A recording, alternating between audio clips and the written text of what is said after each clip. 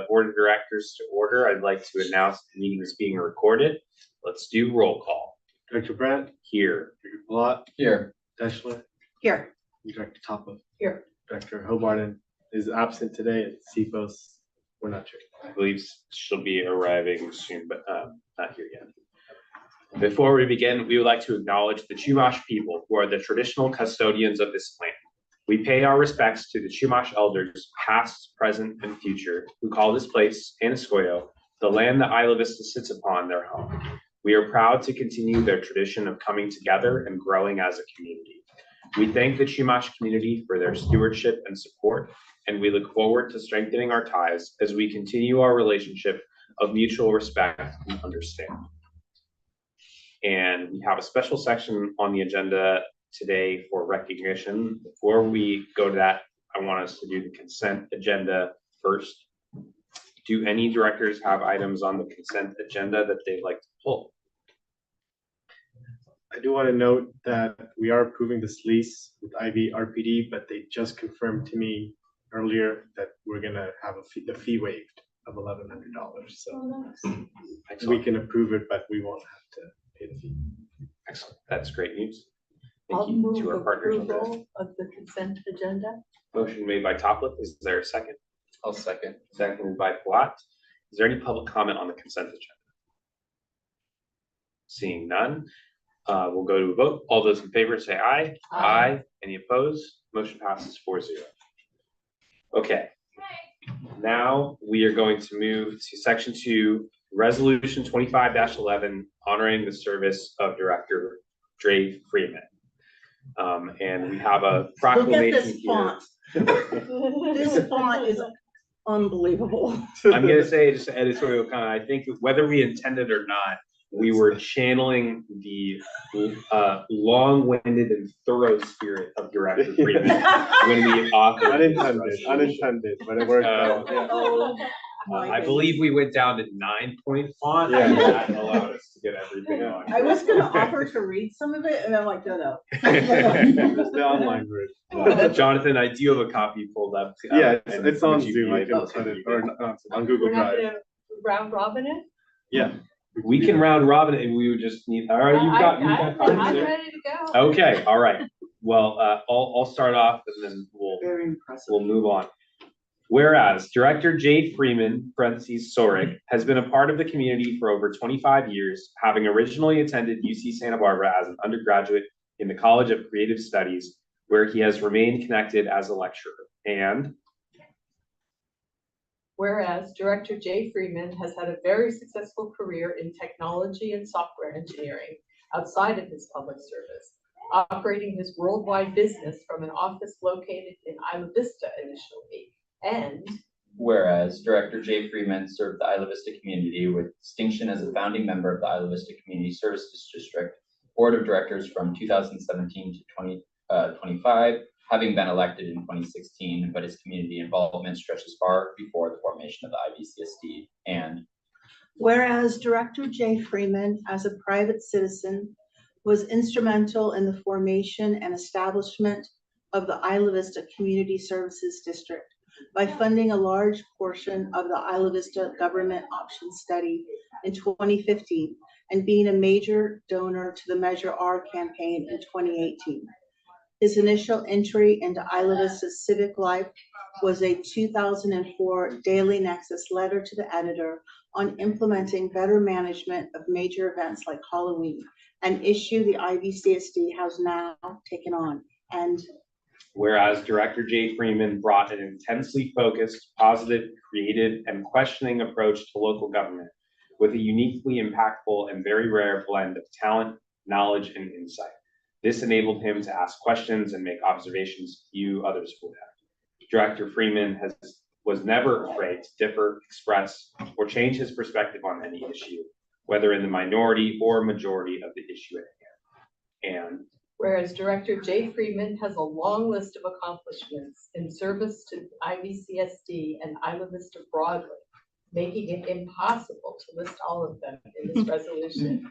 And whereas Director Jay Freeman has been the chair of the IVCSD Policy Committee since 2017, leading the board in establishment of a policy manual and employee handbook. And Whereas Director Jay Freeman was an early supporter of a program to enhance the tree canopy of Isla Vista, culminating the adoption of the Isla Vista tree policy in 2024 and establishment of a program to distribute free trees to property owners. And whereas Director Jay Freeman developed and secured approval for the IVCSD's appointment process policy, which utilizes one of the first known formal implementation of an exhaustive ballot in the United States outside of Vermont for the selection of district officers and the appointment of new board members.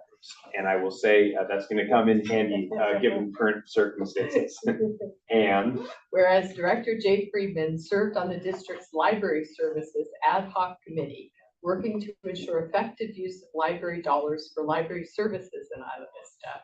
And whereas Director Jay Freeman supported the district's ability to record and stream its meetings online, initially taking on the work himself as a private citizen running the social media channels known as IV is a City. And whereas Director Freeman has been a leader on the major issue of Isla Vista parking since 2015 when he led community meetings that contributed towards the inclusion of unique parking powers in Assembly Bill 3, laying the foundation for the district's work in 2021 to 2025 to conduct a locally controlled parking study and implement its recommendations.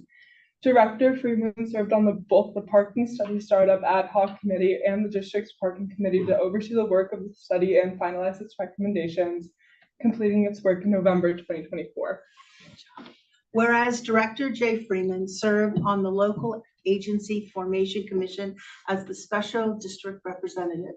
He was possibly one of the only Isla Vistans to ever serve on the commission and contributed greatly towards improving the relationship between Isla Vista and LAFCO, a contribution that could benefit the community for generations to come.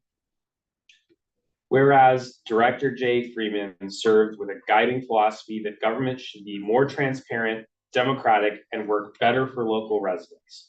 He approached public service with an expectation that both the IVCSD and its state and local government partners live up to those values and was never afraid to speak out when they failed to do so. And whereas Director Jay Freeman will be remembered as an invaluable contributor towards Isla Vista's journey towards self-governance. And now, therefore, the Board of Directors of the Isla Vista Community Services District hereby resolves as follows. The Isla Vista Community Service District Board of Directors hereby expresses its gratitude and appreciation to Director Jay Freeman for his exemplary service to Isla Vista and wishes him and his family well as they start their new chapter in Carpinteria.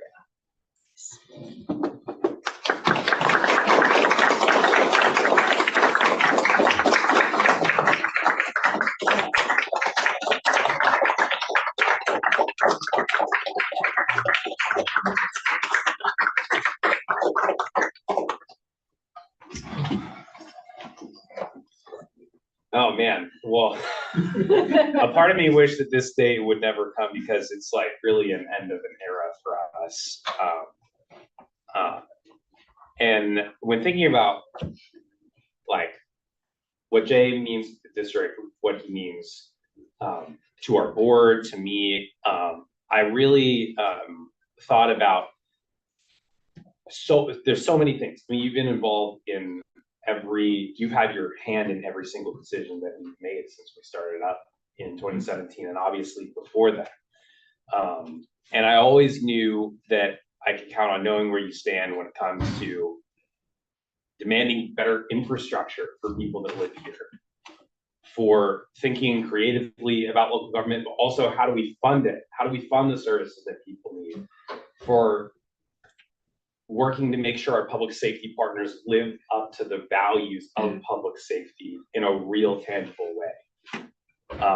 And as my time for me, like on the board, having been here, what the greatest thing for me was that Jay's like unabashedness and fearlessness really grew on me, and it became something that I really admired.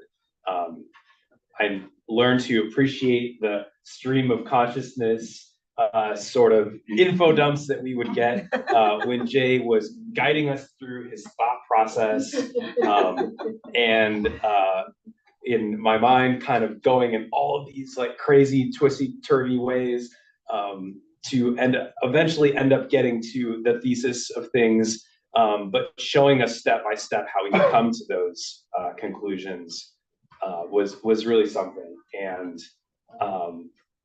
I think that what I appreciated most is that in the process of doing that, you provided the greatest gut check for me and for everyone up here, because you didn't always come to the same conclusions the same way. But that's what made your service mostly the most invaluable. That was the most invaluable part of it to me. Both for when we disagreed on things, but also when we agreed on things. It was like the best gut check that you could possibly get, you know. And in a community where the median time that people live here is 3 to 4 years, you spent 25 years of your life in Isla Vista. Even if you're leaving us, Isla Vista is never going to leave you. It's always going to be an important part of you. And I know that when Isla Vista comes calling and does need you, and if history shows us anything, there will be a moment in the future where Isla Vista needs all of us, that you are going to answer the call and you are going to be there for the community. I know that you're not going away, and I really wish you well in your next chapter in Carpinteria. But man, we are definitely going to miss you. Thank you for everything, Jay.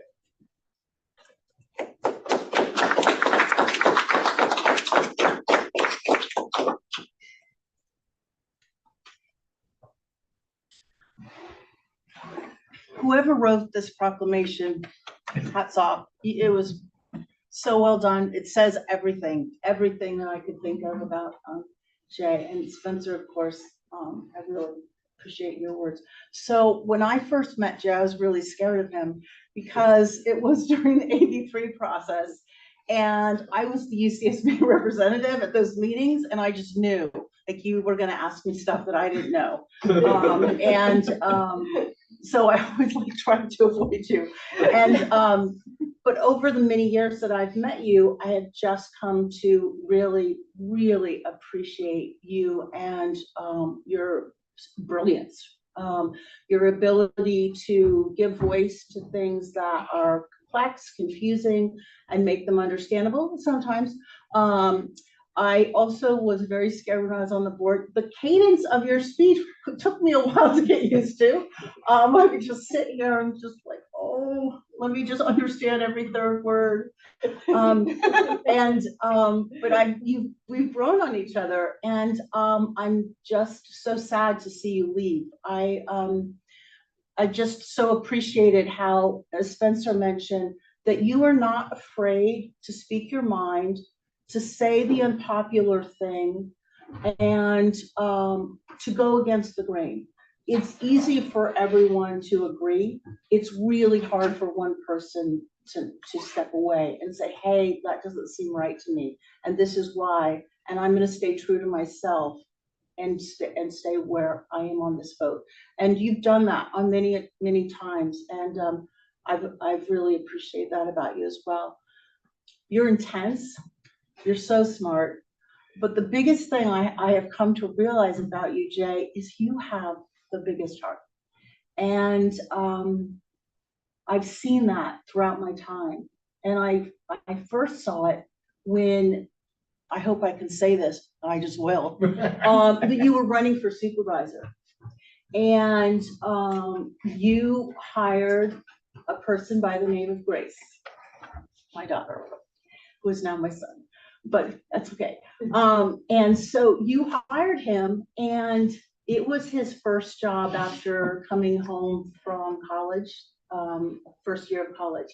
And the stories that they told about you, the work that you did, the conversations that you had in places where it was hard for you to walk through the door, just made me think so highly of you. And you gained a fan for life with my daughter. And I remember how, I just remember that relationship, and it was so special. And you also paid your staff, which was also quite nice as a parent. So that was my first glimpse into just the humanity of you and the depth and the passion of the work that you do. And there's that saying, it takes caring, committed people to change the world. That is you in a nutshell. The work you have done, the passion you've put in, the financial resources, the time that you have put in for the last number of years into creating this government has just been invaluable. We will never be able to tell the story of the formation of the Isla Vista Community Services District without talking about you and your contributions. So I have learned so much from you. I have come to when I see you, I just want to give you a hug. I just want to smile at you. Very different from 15 years ago. And so I'm just so lucky to have worked with you and to be inspired by you. So thank you for your service.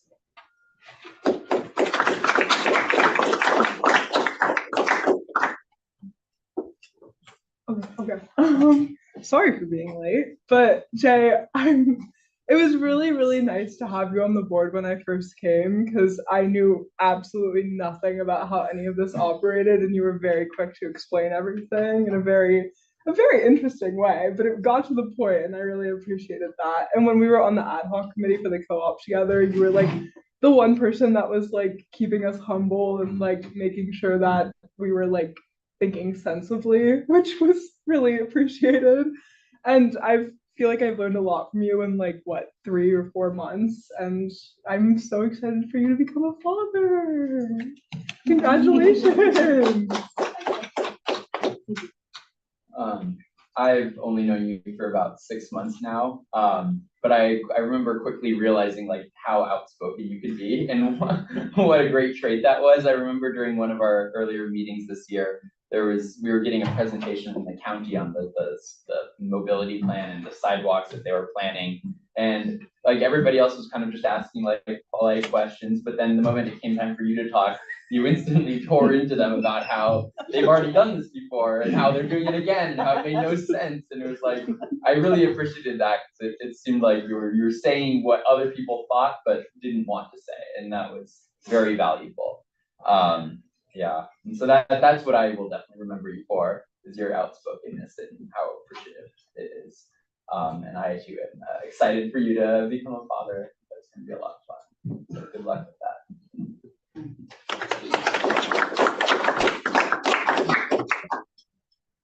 Not much more to say, Jay. But you certainly deserve every accolade that you receive. It's been really a pleasure working with you. You do demonstrate your heart and your brains all the time. And sometimes you make simple things difficult, but you often take very difficult things and pare them down to the very simple essence of them in a very lovely way. Thank you.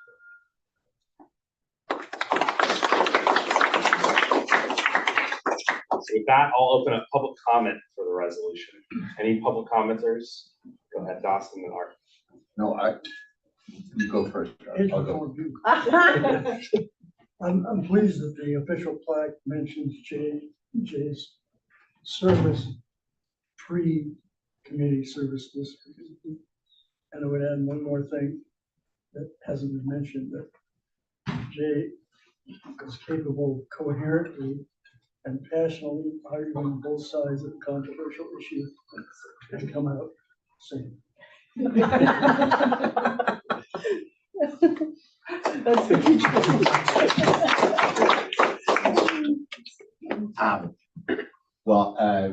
For a couple of you that don't know me, my name's Doss Williams. I served with Jay on the LAFCO board and also was part with Jay of the AB3 process and its offer of the legislature. I gotta say, I had a similar reaction when I first met Jay. I was like, this guy's dangerous. He's a wild card. Right? He's an independent voice. He's got his own ideas. But I instantly saw that he really cared about Islanders. And to me, when two people care about something, there's always common ground. And And, you know, and he it really in a way that distinguished himself.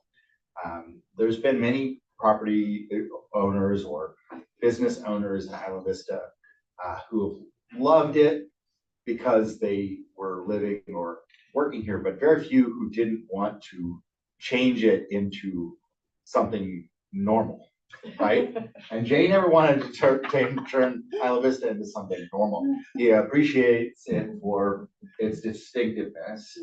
And that, you know, I thought that was really something different, and how much you were willing to step up, both with your time, with your personal funds, and you've deferred a lot of normal life things to give to Ivy, and I think that's really powerful.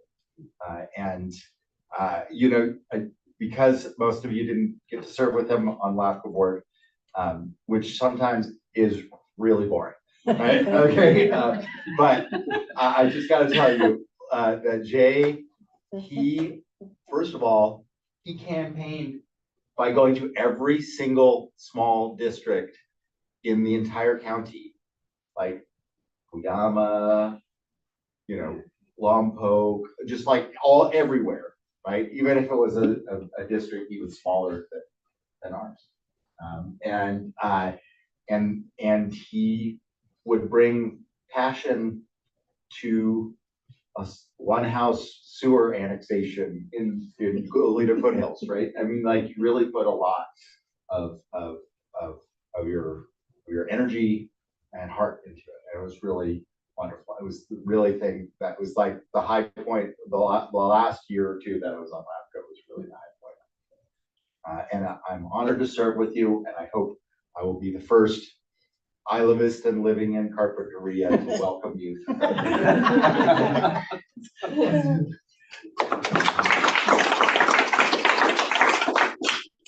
have the public comment. Go to Henry. Oh, you didn't know this. Come on, age before beauty. Go for it. Go for it. You're in the front row, bro. Sure. Thanks, Henry. So yeah, Jay, I haven't known him very long, but in the short time I've known you, Jay, you caught me by surprise. He's the university representative, and I expected someone really conservative, but he kind of looks like this grunged out rock star, and I'm like, oh wow, look at this guy. But yeah, he's great. He's got a good personality, and he just strikes a really unique chord about the way he does things, as others have mentioned, and that's what makes Jay really special.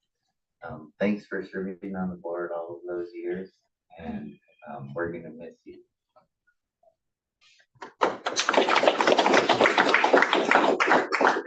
What would you think if I told you Jay was not a university representative? I got a little confused. Oh, that's you. I'm the conservative. Oh. one. I like your container. Go ahead. So some of you may know, some of you may not. I was in the hospital for 8 days just earlier this year with raging case of sepsis. I almost died. And I'm going to say two things about Jay. Two moments in my life that Jay made a huge impact. One was when I actually ran for CSD back in 2022, and he endorsed me. I actually got Jay's endorsement. And it was, when I saw that hanger on my door, I broke down in tears out of happiness, because I not only consider Jay a good public servant, I consider him a good friend. And that's something that will never, ever. Then back to the hospital stay. Got a lot of phone calls, some visitors, but the one person that kept visiting me was Jay. And it wasn't out of convenience that he was driving down south. No, it wasn't that. It was because we're good friends. This is, politics aside, friendship is what matters most. So I've made friends with a lot of people here on the board and staff and everything. And Jay is one of those friends that, made me think, still makes me think to this day. You know, I can be just as long-winded as him. You've all seen this at times. But as a 38-year Isla Vista resident, you tend to get that quality in you, if you want to call it a quality. There is one story that I have to tell. When I was in the hospital and Jay came to visit, we're both telling stories back and forth, and we're laughing. I was laughing so hard at one point, one of the nurses on my heart monitor thought I was having a heart attack. Oh my gosh. But you know, the thing is that good people like Jay are very difficult to find, and I'm honored beyond words to say that I found a great person to call friend and be proud of your public service and everything that you've done for the community. I've helped for 38 years. I could never do that, you know, and I wish you everything of the best and beyond, because you've worked so hard to make our community known, safe, respected through unconditional methods. You know, sometimes conditional or conventional. Sometimes, I meant conventional, not sometimes they're conventional means a lot of times unconventionally, and that kind of fuels me a little bit too. So thank you very much, Jay. You've done a lot, and you may not even know it, but I can say you're like family. Your person, or what we call in Spanish, buena gente. That means good people. This is buena gente. Take a picture, because that should be the definition of it in the dictionary. This picture. Thank you.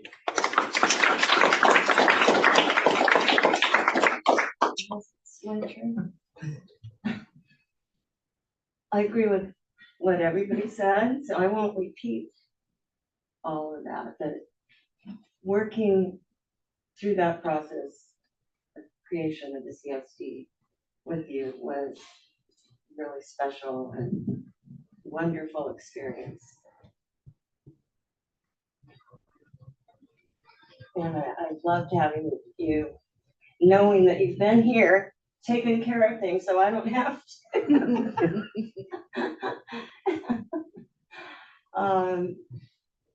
And so, yeah, I appreciate your big heart. I appreciate that you've been my friend. I hope that continues. And one thing that I don't think anybody said, you always make sense to me. And I love that. It's just always so logical. And I don't say that about anybody else. So thank you.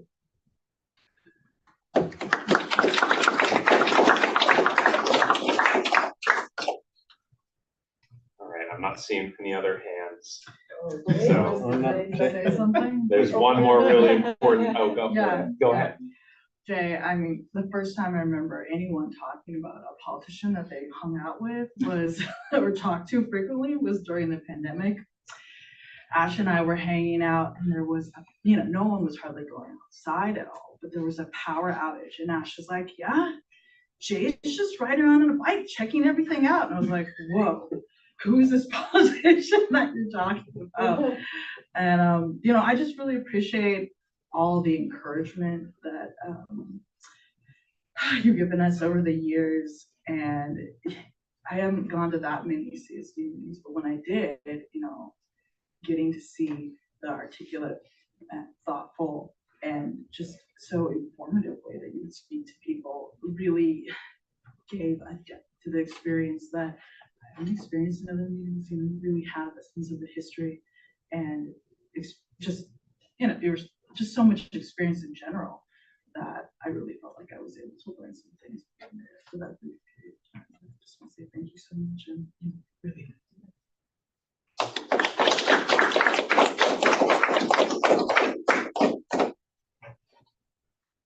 Floor is yours. So when I graduated from the College of Creative Studies, I gave a graduation speech, and it was I think it was actually one of the better talks I've ever given. But I've given a lot of talks, and we're very proud of a lot of it. And the funny thing about it is that talk, essentially, it's taught me the lesson to not try very hard to come up with a wonderful, wonderful speech, because I'd be like, that talk was all about how important, but part of the process of being part of something is that eventually you leave. And then it was in the resolution that I never left. I ended up becoming a lecturer. I mean, I was a grad student for a while lecturing. So I've learned, like, whatever I say today, I'll end up being made a fool of tomorrow, by the way, in whatever direction. So, but and you instead kind of show up and kind of hear and kind of like, the thing that kind of hits me as, I mean, I knew this before, but the thing that kind of hits me is the important thing to say here is that over the years, this hasn't just been like to me. I mean, to me, this hasn't just been a government. And to me, this hasn't just been a collection of friendships. To me, this actually became a family. And that's actually one of the hardest parts, in some sense, about the idea that, like, when you're connected by a government to like by this type of thing, where it's like and then it's like, okay, well, now I'm not going to be on this government board and connect these ways, and the concerns about, like, what does that mean for all the connections and everything. And I've seen people, they get there, like the people who've previously been on LAFCO that I've served with for many years, and then they throw words off LAFCO, and I don't hear from them that much. I honestly don't know how many of you I will end up maintaining connections with that are that strong over the course of the the subsequent years or decades, without the forced interconnections, the discussions that kind of brought us here to do this. But I hope I do. And this whole experience meant so very much to me. So.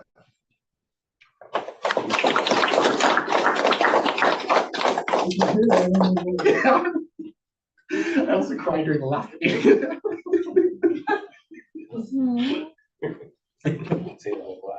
I'm available for babysitting.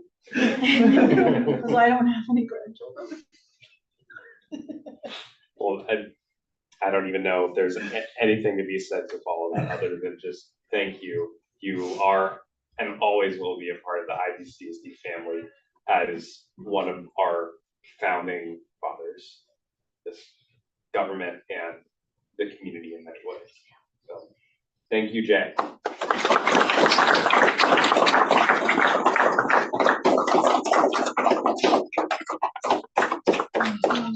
Okay, we're gonna recess for 15 minutes and give some hugs and take some pictures. We'll be back at sorry, we do. See how everything turns chaos already? Do I have a motion to adopt the resolution? I'll move. Second. Moved by Deschler, seconded by Topliff. We just did public comment. Let's go to a vote. All in favor, say aye. Aye. Any opposed? Motion passes unanimously. We are going to recess and we'll give some hugs and take some pictures, and we will be back at 6:55. Oh gosh, that was Oh, yeah.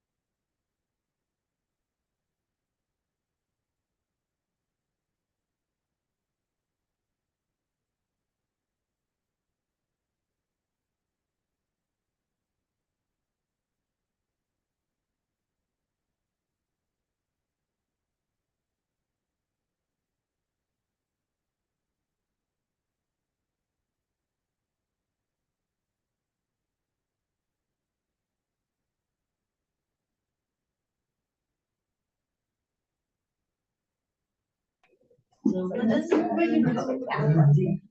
know if I told you or can let you, but I found a board. Oh, I didn't know that. Well, I'm wondering if I I just have, like so Jay's, strong. IVCSD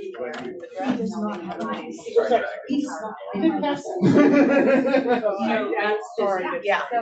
Yeah. I don't still have a way to contact. Yeah, that's his email. What's that?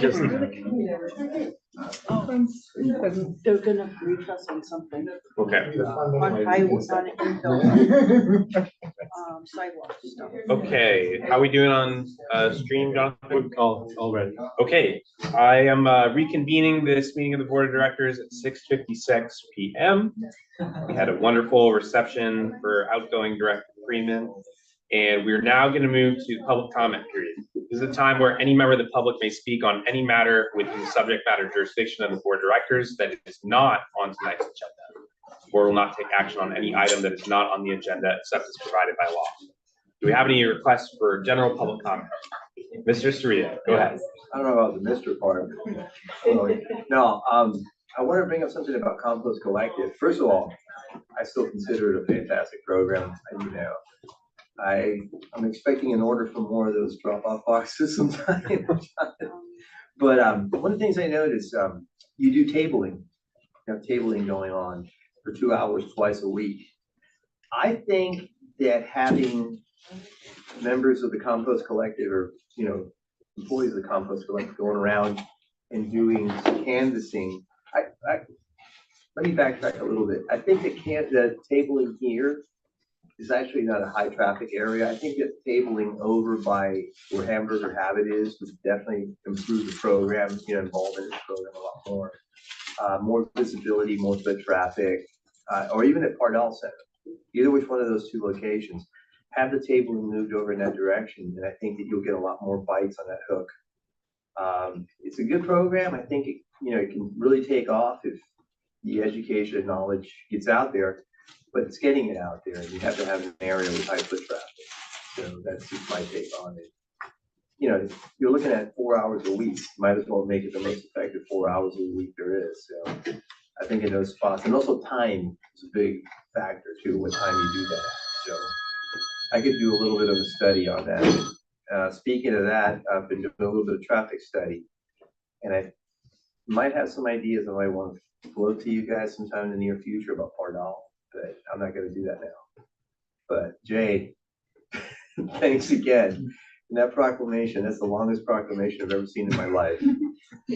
But every word of it was absolutely true. Matt. And necessary. And necessary.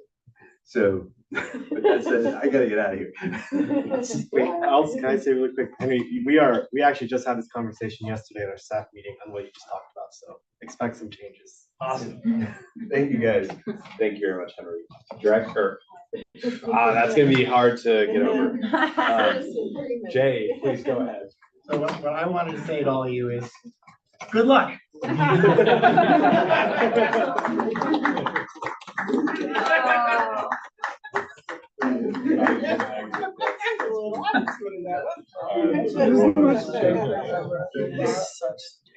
Okay, any other public comments?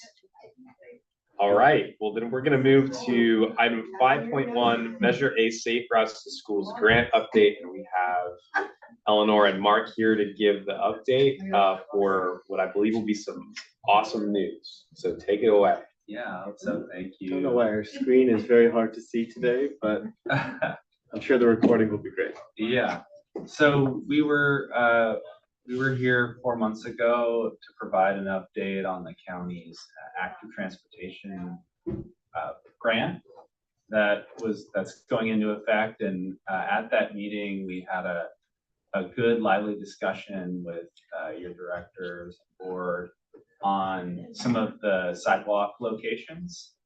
And we came out of that meeting, took direction from staff, worked really closely with everyone at IVCSD, and submitted a Measure A grant to build some of these sidewalks that were discussed. And I'm very pleased to share that we were successful in that grant. And so just a brief presentation to kind of go over what.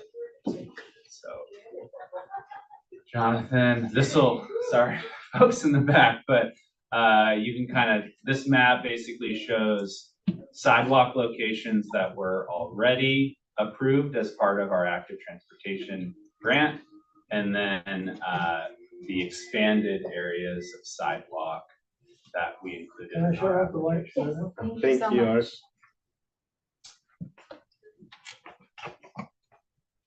Next page. Yeah, next page, Jonathan. And just to kind of zoom in on this lens, these slides are what IVCSD staff presented as far as their preferred locations at that board meeting 4 months ago. And just a quick recap on what we were able to include in our application and what we weren't able to include. So the big giant green check mark is yes, we were able to include that within our application. The X, we had one area, I believe that's Picasso in the left. Yeah, and that area we were not able to do sidewalk infill because of right-of-way issues. There was a technical challenge there, and it would have been too costly to build sidewalk in that area without acquisition. But we do have sidewalk on Picasso. That's an infill location right next to Children's Park, and that will integrate really well with the work that IVRPD is doing with that big renovation of that facility. Now you'll have new ADA access into all 4 corners of the park, so we're really excited about that. That was a request that came straight from IVRPD and IVCSD. And then good little infill locations throughout Sabado. Next slide, Jonathan. A couple other locations we're excited about. The top left corner is an infill location on Abrego next to the open space area there. That will tie in really well with other proposed projects as part of the ATP. So we're really hoping, I know that was a really high priority location based off of mobility plans. So we're really hoping to kind of improve transit access, improve that bus stop, improve visibility for children going to Ivy Elementary. Very happy to get that funded. Another little location right on the loop leading towards the Embarcadero Hall, I believe it's called. So yeah, we have an area right there where there is a pathway, but it's certainly not ADA.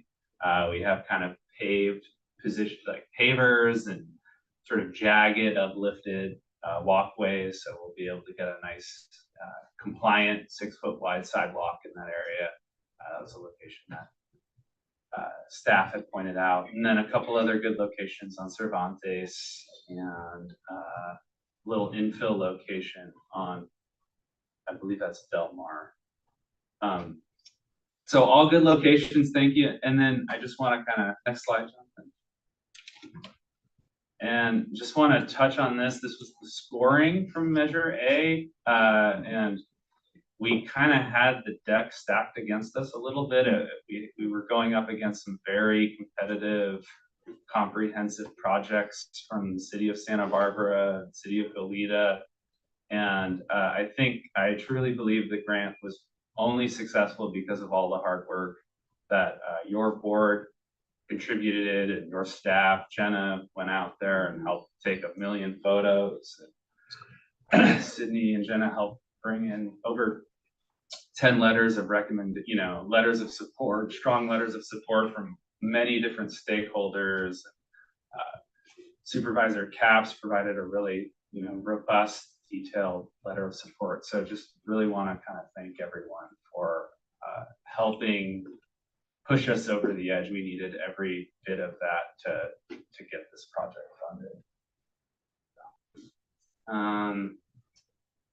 And just, you know, since I'm here, another Public Works update, we do have, every year, Public Works has an annual roadmap, which details the public roads that are set for public, you know, repavement. And Camino Mallorca is on our current work program, so I believe the estimated date for that is next summer. Camino Mallorca will get, you know, repaved and look nice and smooth and fresh. So another positive update for the group. And that's kind of it for me. I'm available if anyone has questions. This is just a higher level overview of the grant, the ATP grant. I'm really not going to get into that today because we covered that pretty comprehensively back in February. But just available to answer questions, and thank you for the time. Excellent. Thanks for the presentation. I'll just add my thanks to IVCSD staff, board. You're really boots on the ground and just so invaluable in terms of identifying priorities for Isla Vista, working with our office and the county, and just really appreciate all the work that went into this. All the letters of support was just key, as Mark noted, and I think really made this application stand out in a super competitive ones in this really tight funding for Measure 8 grant dollars. So thank you from our office and on behalf of supervisors. Thank you very much. Okay, any questions from the board about the presentation? Okay. Well, I have comments too. First, I just want to say thank you very much for all of your work that went into this to make this happen. And like really just the amount of time between like concept to like getting an application together and then to getting the good news was really short for government terms. So I just really appreciate the speed and expediency. And because I know that means shifting around priorities and really digging into to get it done. So it's so appreciated from us, especially given just the feedback that we got about a lot of these locations. And the one question that I was going to ask is about the last slide that you had about the roadmap and the Camino Mallorca. Can you talk a little bit about what's envisioned there? So it's repaving. Will it also include restriping? And the reason that I'm asking is because this was one of the priority locations in the Isla Vista parking action plan for a more formalized parking system. And it's a piece of feedback that we get a lot. So I don't know if there's anything you can speak to that's been contemplated there. Yeah, I don't know specifically. You're talking about sort of like striping stalls on Mallorca.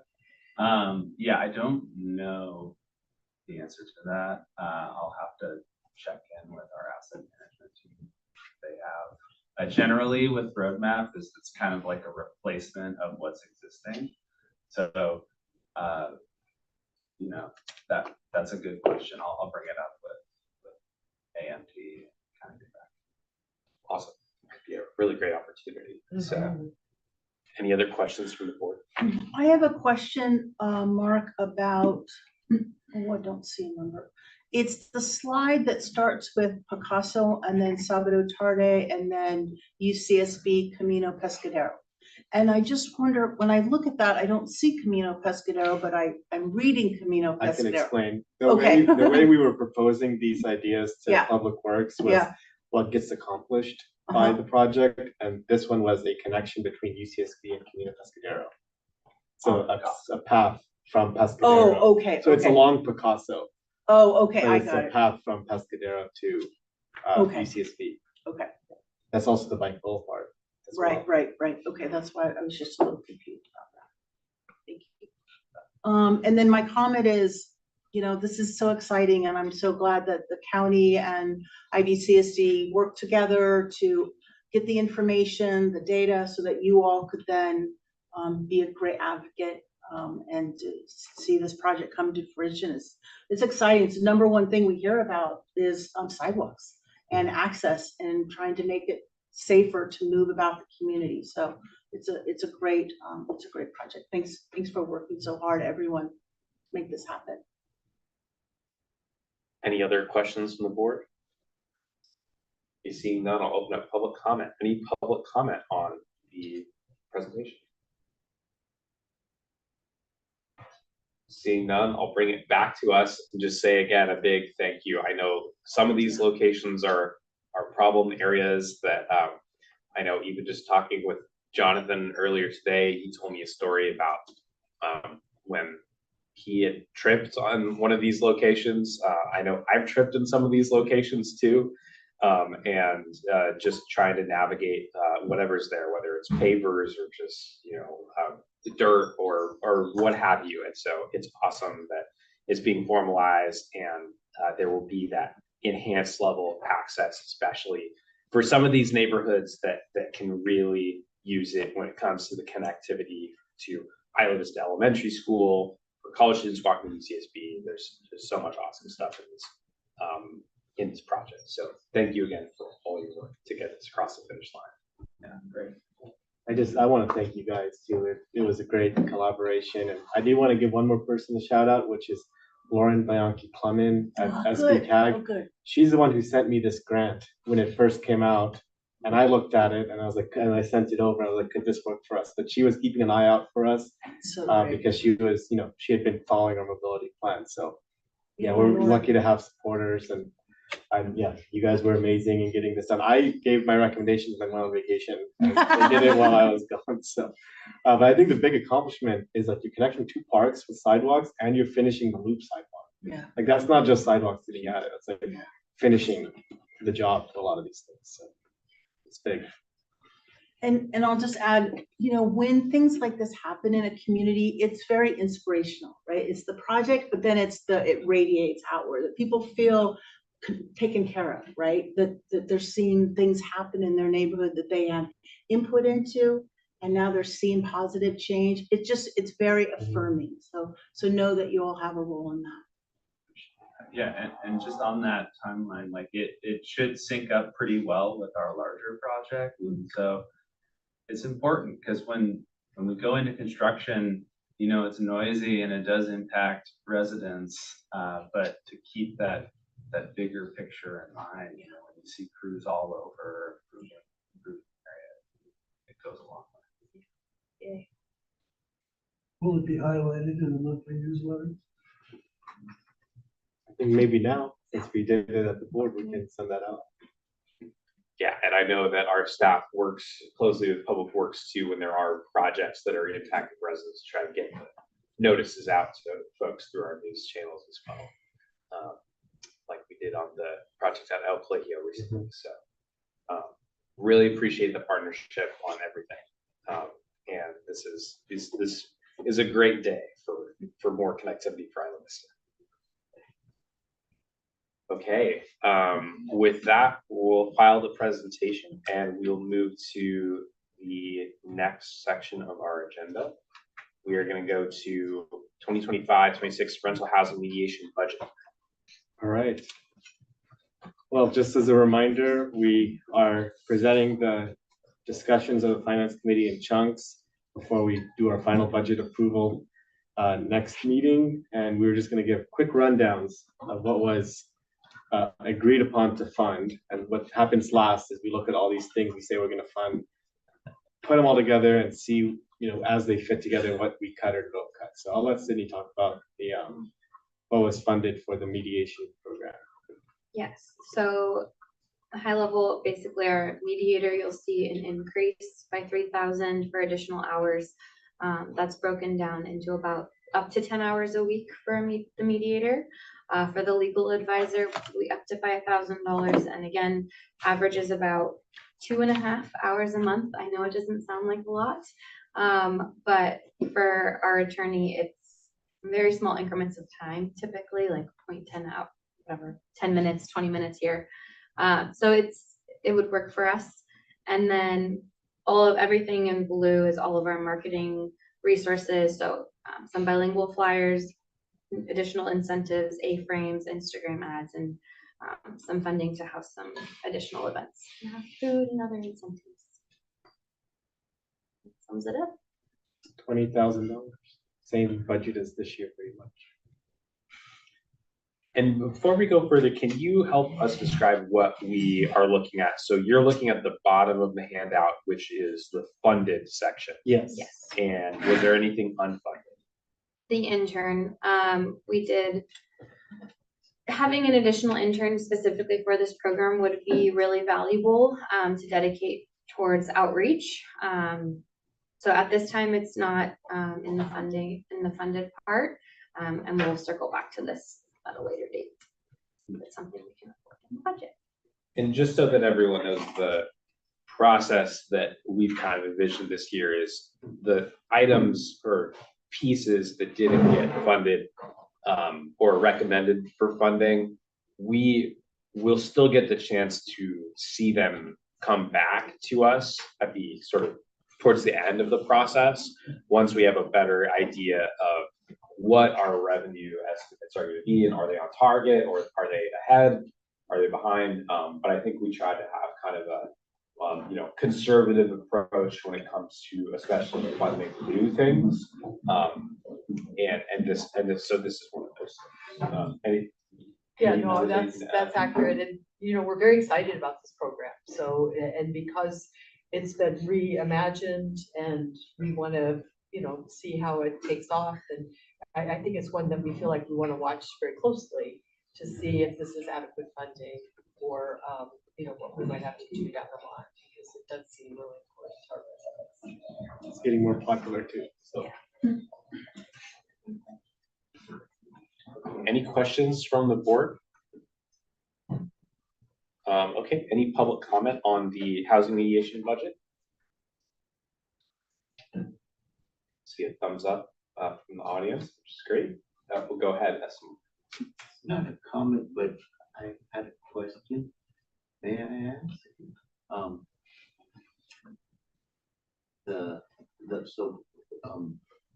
The mediator, the attorney, spends about an average of 2.5 hours for helping with this issue of mediation relating to rental housing issues. Is that what I thought I heard?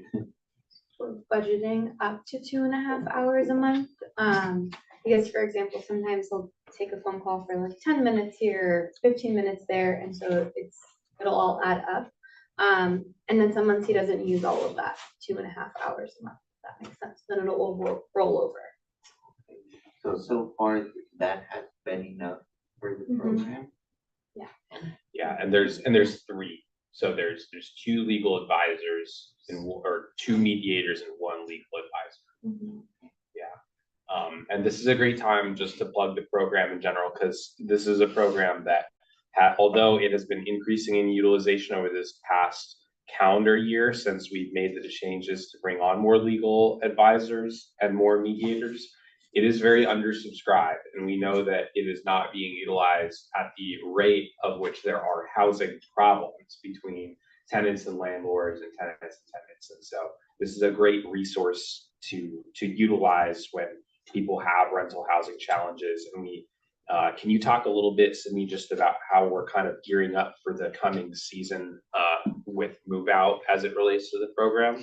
Yeah, absolutely. So we held a security deposit workshop in the beginning of May, posted that on our YouTube channel so that people can access it.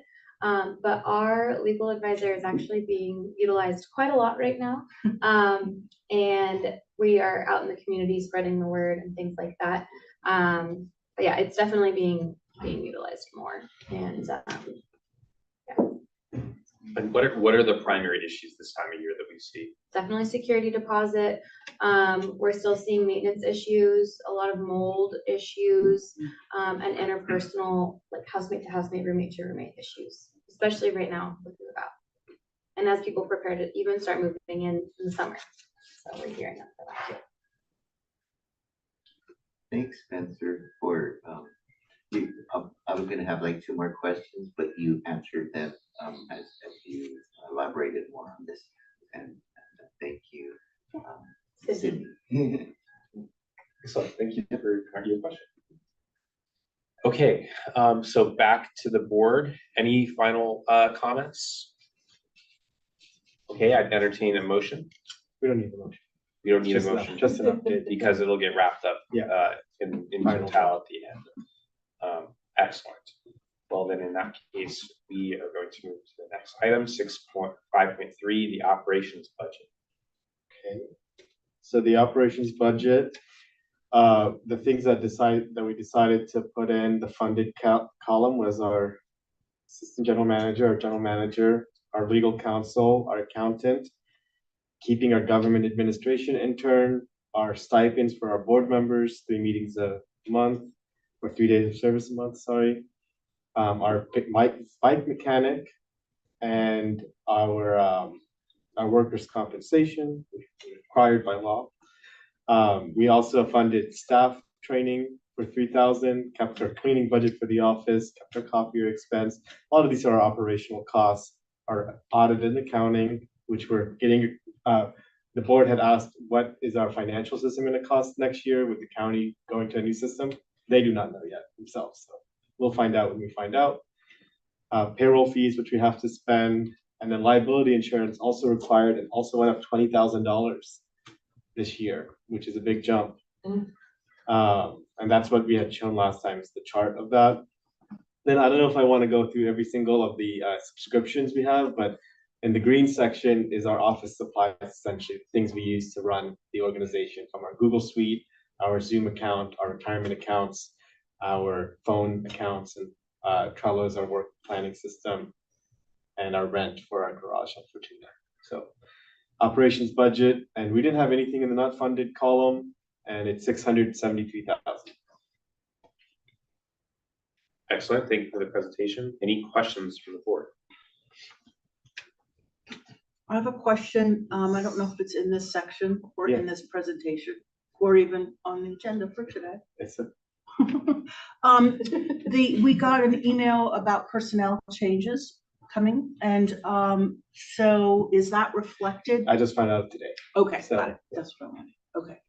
So that might be a decision we make down the road. It wouldn't radically change anything, this change, I don't think, but we should have talked about something. Okay, yes. Yeah. Yeah, okay, cool. Excellent. Any other questions from the board? I'll just say in summary, this was the section, I think we got through this pretty quickly because we were all of the mind that these are the core functions to keep the trains running on time. And there were, I think, a couple things that were new, but most everything in here is just the cost of running a government. And the intern, even though it's been funded before, has not really been inhabited yet. Yeah, it's on and So off. we are feeling like that's a really important role to play, just to help with a lot of the clerical details that are involved in all that we do. And so we're feeling like that's really important. And then even though it was given a 2 priority, staff training fees and supplies, we felt like that was very important, and that as we mentioned before, we want to make sure that there's some high quality training available for the general manager for his development. And that it has not been budgeted yet because we haven't really explored what that might be, but we on the committee felt very committed to making sure that there was funding for that when we could identify exactly what it was. Thank you. Go ahead. So this is related to the question that I asked earlier. So one thing I would like us to consider, and it's probably not now, but I think it's something that should probably be considered in the next year if we can, is the idea of providing more assistance to the general manager. And so whether that's an intern or whether that's a part-time role, but when I looked at kind of the utilization of the general manager's time, I think that there's some things that we can take off his plate that could be done by somebody else to be helping him. And so I'd like to think about that, and maybe that fits into the context of some upcoming personnel changes. Maybe it's part of the interim budget. Thank you. Thank you for that comment. Okay, is there any public comment on the operations budget? Not seeing any, so bring it back to us for any last thoughts. I'll say I agree with your general sentiment, Kirsten, and I think the getting someone in the internship position is a good start for the government. Is it government operations Administration. Administration? That's a better word. Yeah, yeah, they get to, it's like a little level up for the intern. On the Yes. resume. Okay, excellent. We're gonna move on from operations. And we're gonna move to 5.4. We did, I asked for public. Okay, sorry. Okay, we're gonna move to 5.4, community programs and engagement budget. So this is only two. We're not going through the whole list, just the two we added from the community festivals, which is the Halloween festival, which we reduced the budget for by 1,400 this year since our shifting the priority to spring. And then the spring festival, which raised in price a bit just because we anticipate switching. Well, we will be switching EMT companies and we anticipate working with the fire department, which we think will come with a higher cost. But it's worth it. So we're budgeting the extra amount to cover that delta from last year. We did have a more detailed version of the festivals, like Maya usually does it broken down, but the top line is what we put in here. But the committee did go line by line of the festival budgets to come up with these numbers. Okay, thank you for the presentation. Any questions from the board?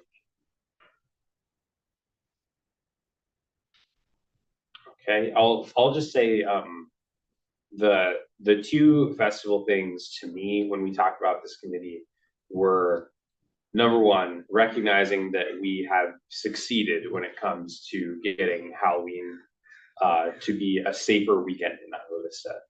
And while there is a lot of value in promoting safe nightlife activities, local arts, diverse vendors through the fair that was had last year,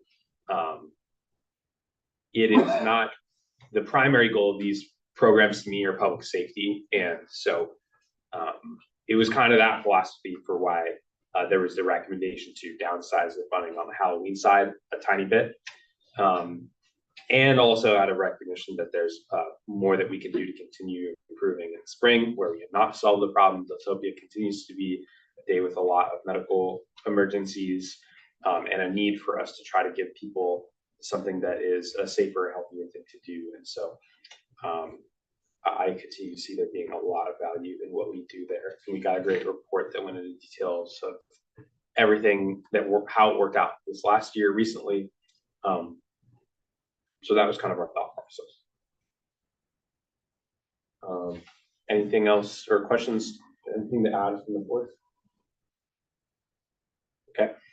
Any public comment on this budget? Yes, go ahead. Yeah. Regarding Halloween, it seems like some of the festivity for Halloween takes place on not Halloween weekend.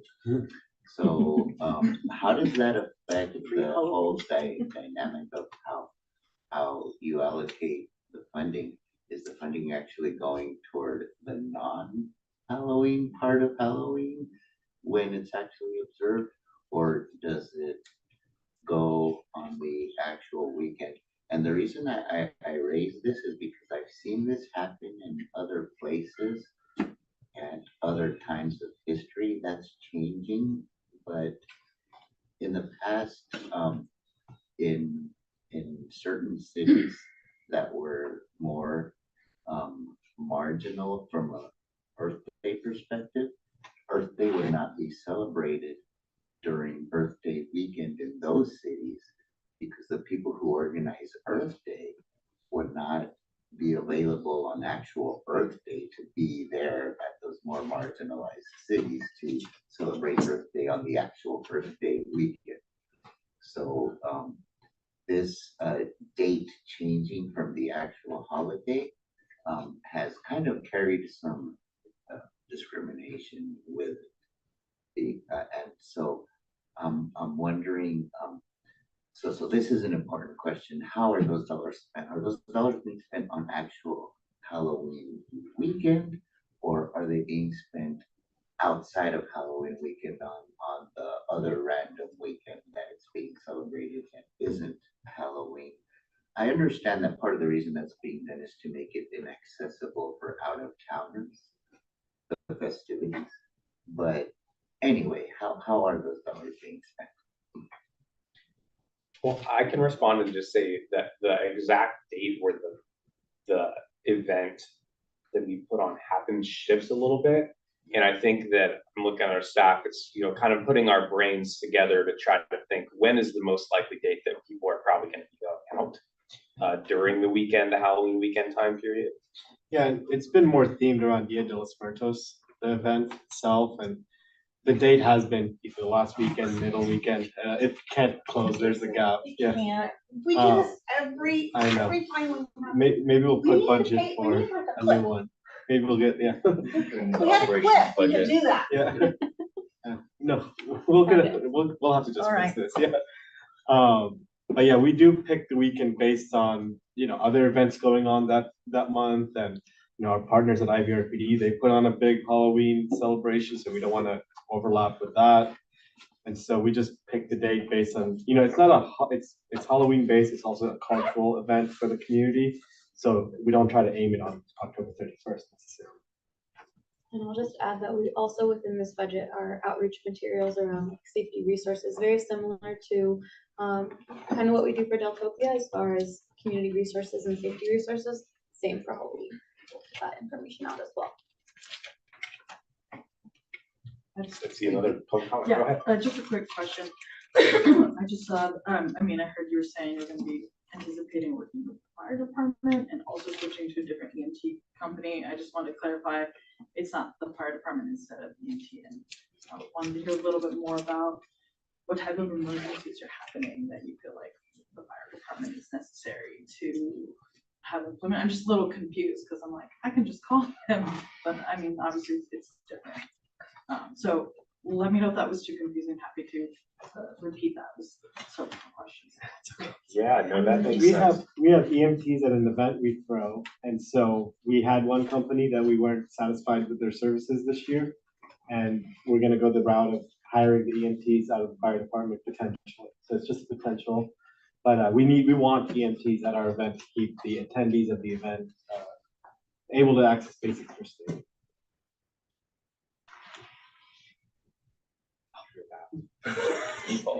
Oh, dang it.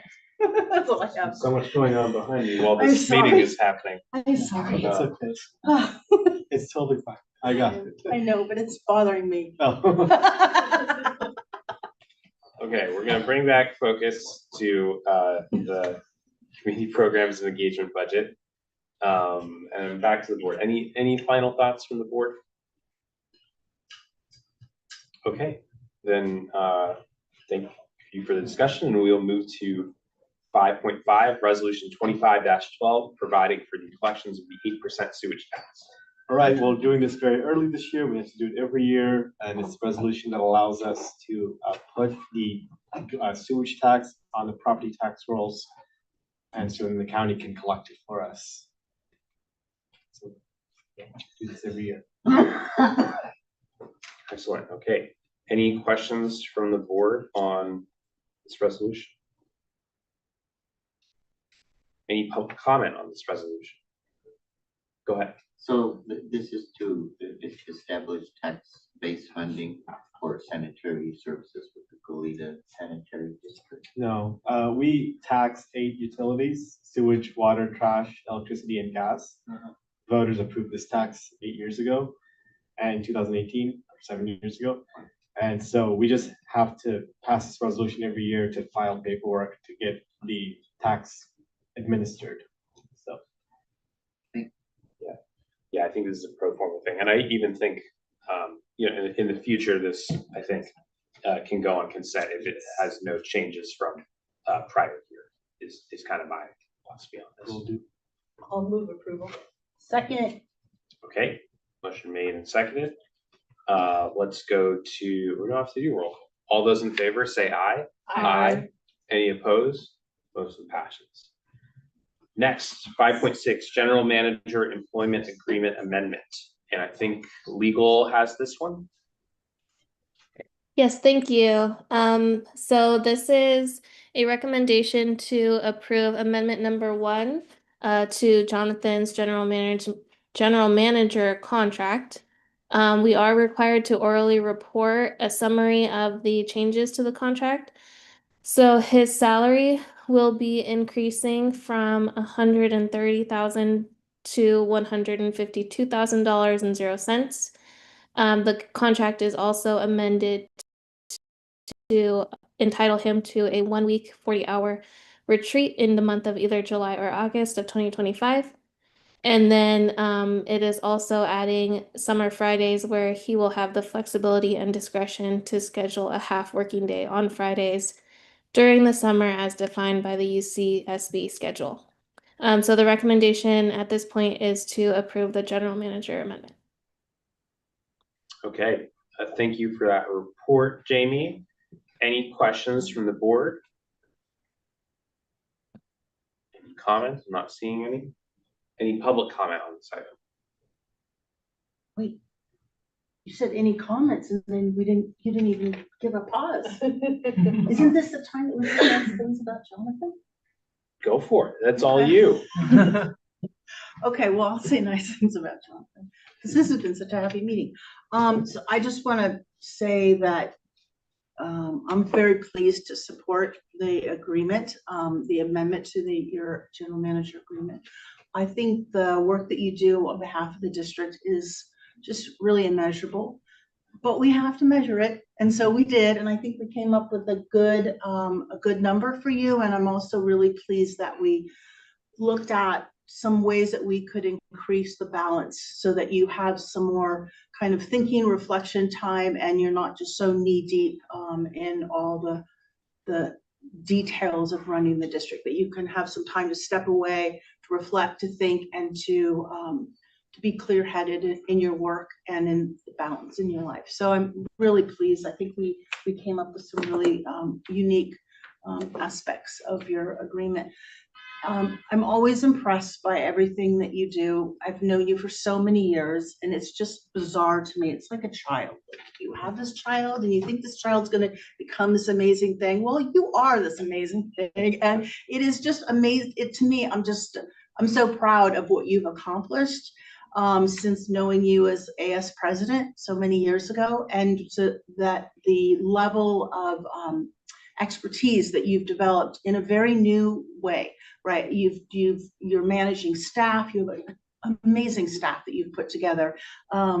They work well together. They respect you. They seem to have good working relationships on themselves, and work that they're doing on behalf of the community. It reflects that they're happy in their work. And so that's you putting together a team. I'm always really impressed when we do the finances. You are able to recall the most esoteric, obscure details so quickly. And I really appreciate knowing that you know what you're doing and you're in charge. And it's very comforting. You have a really big job and you're doing a really good job. And so to me, it was a no-brainer to recommend this percentage increase. You earn it. You earn it in what you do, what you know, and in the work that you bring every day and bringing us together. So just very appreciative. Yeah. Thank you for that, Director Deschler. Any other comments from the board? I don't think that I could possibly follow that. Really? That's like praise from you, Spencer. And so I will say ditto to everything that you said. And I know that it makes all of us sleep so much better at night knowing that you're our neighbor, that you live here in this community, that this isn't just a job for you. This is an effort that you continue to be passionate about after over, at this point, 15 years of working on trying to improve the Isla Vista community. And so we are so honored to have you as our fearless leader of the organization. Okay, seeing no other comments, any public comments? Go ahead. Yeah, I haven't come to the meetings lately, so I was just wondering, I'm hearing that you're thinking about having some more leadership training. I was wondering if this is more, an increase that's representative of, and it sounds like you're answering my question, that's, something that's well deserved to help things run more smoothly, but I was wondering if there's like an annual increase or if this reflects that at all, and what we should be looking forward to in the future in terms of what skills, in terms of leadership, people are going to be gaining. And what generally, what direction things are going in the future. Yeah, leadership, what an intangible quality to try to measure. I think that Kirsten put it really well, and it's like, it's really difficult to be able to measure it at all. But I think that what we've all talked about is wanting to have more opportunities to, number one, showcase the good work that we're doing in Isla Vista for non-Isla Vista audiences. To help the broader Santa Barbara community, build relationships in the broader Santa Barbara community, to be able to have more capacity to focus on the big picture things. When you're in a position of leadership, a lot of it is one thing to the next, just trying to solve fires or put out fires and get to the next day and move things forward, but trying to provide that space to be able to have the space to think more holistically is, I think, a big part of it. Go ahead, Terry. I just like to say that the board is really happy with Jonathan's leadership. So in making resources available for his development, it's not at all to signal that we feel there's any kind of deficiency there. But for anyone, you have both the big picture and the minute picture. And especially in a small organization, we don't have a lot of people to spread the work over. So Jonathan, who's in a big picture role, often has to deal with a lot of small picture details. And so as the world is so rapidly changing and there's so many new technologies and new ideas and new ways of doing things, we just think it's really important for him that we allow him to carve out time, both for like a work retreat where he can pull away from the details and really think big picture, and then also expose himself to other leaders in this field so that he can have the benefit of working with peers and having exposure to great new ideas. So I just want to be clear that, we're not thinking that he needs to develop in that area, because we're very happy with this solution. Thank you for that, Carrie. I'll also add that there's a process as the staff goes through in terms of being evaluated on a regular basis and being and then having the opportunity to have merit increases. And then the general manager is not on that track. The general manager has operates by contract. And so it's a different process, but it's a very thorough process that our attorney walks us through. We have a committee of several members of the board that develop a list of questions, and that's given to all the directors. They give input. It's a very thorough process that we go through to understand from Jonathan's perspective what's working, what's not, and then from our perspective and answering questions based upon our working with Jonathan throughout the year. So it's a very long process. We've had probably 3 or 4 meetings to discuss this. And so I think it's very, very thorough. And I really liked what you said about that your job is on the very, very minute and then on the very, very big. And you are the front line of anything that comes into the district. So you could get something from a legislator, something from a staff member. You are always filtering the big and the little. And it's a huge job, tremendous bandwidth. And you are almost never really off. And that's something I think that this compensation package recognizes. Thank you for those comments. So with that, do I hear a motion? I'll move to approve the I'll second. amended contract with the general manager. Okay, made by Topliff, seconded by Sebos. Let's go to a vote. All those in favor say aye. Aye. Any opposed? Motion passes. Woohoo. Okay, now we're gonna move to reports. First, members of the board. Any board members have reports? I will share that I attended the county's town hall on the rental housing inspection program.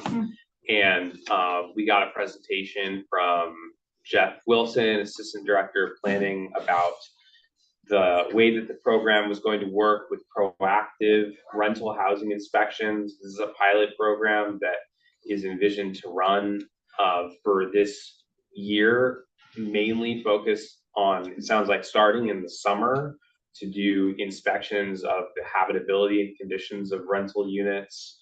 And there were a number of students in attendance, as well as some property management folks. And I think the big topic of discussion was what resources are available if people are displaced as the result of building code violations that are uncovered by the inspections, and what measures are in place to protect tenants that could have fines passed on to them. And we had, as part of the town hall, our mediator, our rental housing mediator that we just talked about earlier, to talk about how mediation can be a really valuable resource if you are in a dispute with your landlord. As a neutral third party to the process, they can help come up with legally binding resolutions to issues over things like security deposits. In the case of the program, the scenario envisioned was, what happens if there's mold found and it needs to be abated, and there may be a dollar amount associated with that? Who is at fault, and who ends up paying the fine? And so mediation can be a good place to try to solve some of those issues. And yeah, so that's my report. Any others? We'll go to reports from committees. You just heard Finance Committee's work, and thank you for your input on it. We had to cancel policy committee yesterday since we lost our chair. So we'll be working on that. Yeah. Report from district council.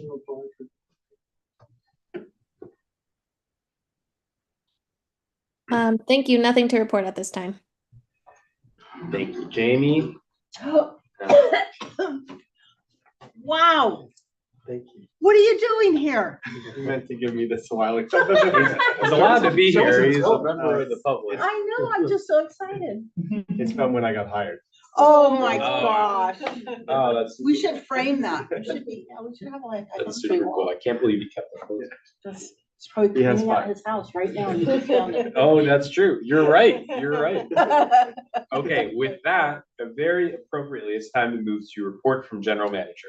I will be quick since I promised the end time today. But one great thing is that our move out efforts have been really next level this year. I'd say we had 350 cardboard boxes that we reclaimed from businesses and have given out now to the community in their move out.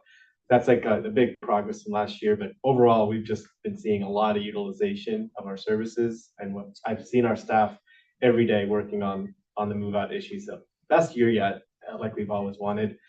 And we also spent the last 2 days as a staff planning out the summer and the fall in terms of our community outreach and engagement.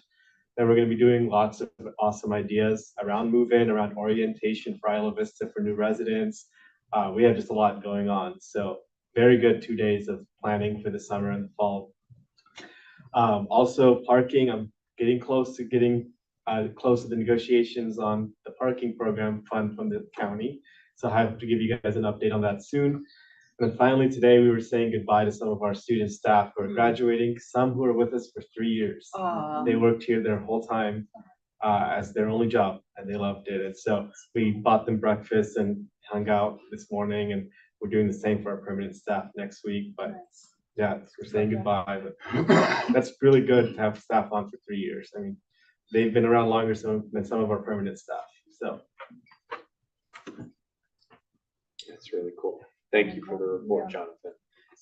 And the question is, especially for one of our staff that we found out is leaving, if they will be around long enough for us to do a resolution to sell. Yeah, we will. Awesome. Really excited about that. Okay. Our next, seeing any other questions for GM? Okay. I have a question. Oh, go ahead. I wanted to ask a question. A couple of years ago, we had done a storage option for people to store their items for the summer, and then we had a sale. Yep. Is that still happening? It is. So we don't store items for people. We just, what we do is we reclaim as many things as possible right now. So whether we have like 3 different mechanisms to do that. Everything's going to the gift sale at Embarcadero Hall. Right. Everything that's not sold at the gift sale will then be stored at the community center lot this year instead of at the, Los Carneros lot. Right. And then in September, we will sell all those things back to the community. So we're expecting an even bigger move-in sale this year since we're gonna have more things, we're reclaiming a lot, and it's gonna be in the middle of town. So people don't need a car as much to pick things up. Perfect. Awesome. Thank you. And we thank IVRPD for helping us get the locations and all that settled in. Awesome. And on that note too, big thank you to IVRPD for the lease agreement that we just approved to be able to put a drop-off bin in Rodapel Park. That is really cool. Yeah, it's a big change too. Helping reduce waste in the park and then on Delphi.